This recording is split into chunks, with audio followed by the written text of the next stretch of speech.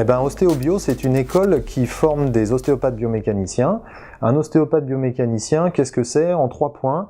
C'est quelqu'un qui s'attaque à des problématiques de santé publique, donc à des problématiques qui correspondent à une demande forte de la population. C'est donc quelqu'un qui est capable d'intégrer, de s'insérer dans un marché.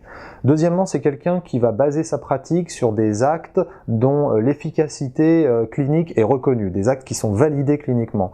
Et enfin, troisièmement, et ça c'est notre spécialité, c'est quelqu'un qui va pouvoir développer une expertise clinique biomécanique de la gestuelle et de la posture.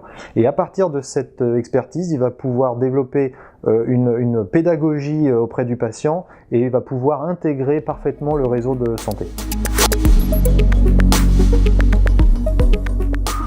Alors la recherche en ostéopathie, c'est actuellement un vaste sujet. Si c'est pour faire de la recherche destinée à valider l'ostéopathie en tant que médecine ou philosophie, pour moi ça n'a aucun sens, ou alors ça nous fait dériver vers les sciences humaines.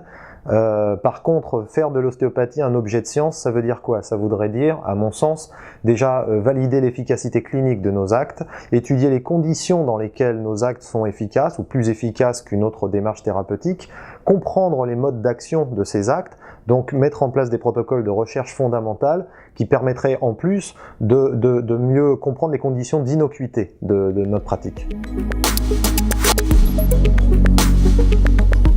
Alors moi je suis pour, comme rejoindre le monde de l'ingénierie par exemple, parce que les ostéopathes doivent sortir de leur entre-soi.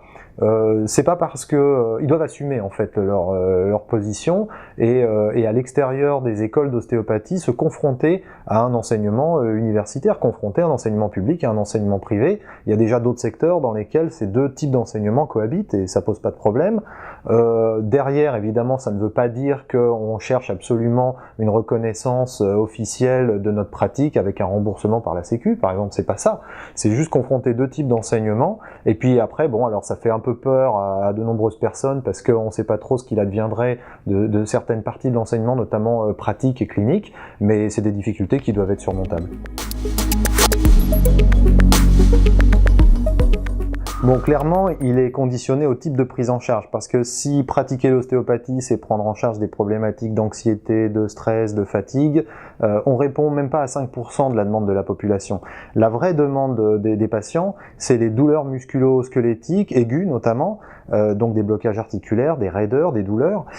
C'est ce qu'on appelle aussi des troubles fonctionnels, et c'est justement là où les professionnels de santé ont le plus de difficultés à les prendre en charge, c'est là où l'ostéopathe est le plus efficace, donc marquons le coup à ce niveau-là, et au contraire, si on s'enferme dans la prise en charge de la dysfonction ostéopathique, qui est une notion un peu vaine et illusoire, on prend le risque de se confronter à des vrais problèmes éthiques et relationnels avec les autres professionnels de santé.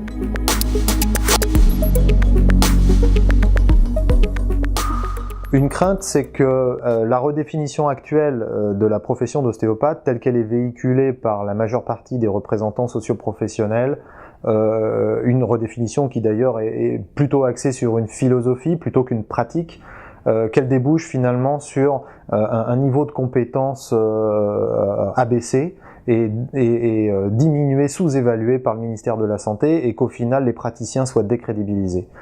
Un espoir, c'est que, puisqu'en France ça se passe pas comme je l'espère, qu'on puisse tisser des liens avec des structures à l'international, des associations, des écoles, qui elles ont franchi le pas d'une ostéopathie à haut niveau de responsabilité et de technicité.